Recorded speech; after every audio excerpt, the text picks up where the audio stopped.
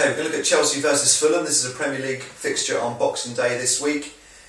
Start by talking about Chelsea. They've been putting some feelers out, some new players this week. I think Gary Cahill and Jack Rodwell are players that have been mentioned and almost confirmed from Chelsea that they would at least be interested. Whilst they're two English players, is that the right way to go for Chelsea? I mean, is that the new Terry and Lampard? Well, I don't know if you could say new Terry and Lampard just yet. I mean, both those players are real. They're going to go down the history of that club as some of the finest players who ever played for him.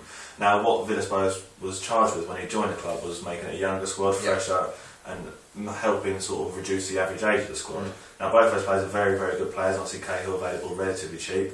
Whether the right players to step into the shoes of Lampard and Terry, I don't know. So maybe he's just very conscious of the likes of Terry, Lampard, Drogba, and obviously Nelka's on his way, kind of all leaving at the same time. And if he brought players like this in now, then obviously they're in the squad straight away and ready-made replacements. Well, that's the thing. It's obviously that's his biggest task. That's his biggest mission. Obviously, they need to push on. They need to try and win trophies under him. But he needs to rejuvenate a squad that's been. I mean, they've been at Stamford Bridge. That's a Drogba, Terry, Lampard. They've been there for a good part of 10 years, maybe even more. So that's obviously a big task. He needs to be very wise about who he brings in. They're all older than Villas-Boas, I think, They're over thereabouts. Certainly. And just quickly on Chelsea again.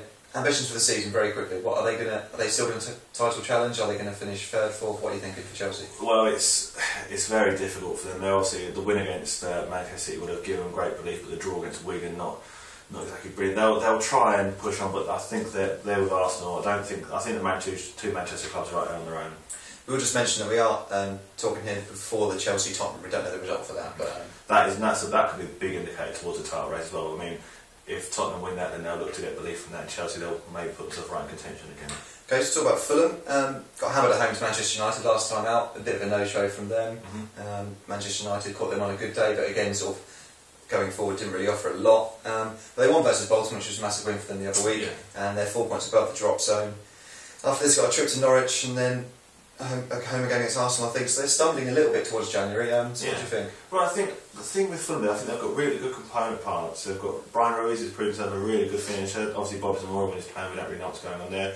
And the back, they've got Breda Hammerland, and he's really solid. I saw Philip Sendos play against United, and he was a disaster. So I don't know. Is this very much a case of Yol taking on someone else's team, though?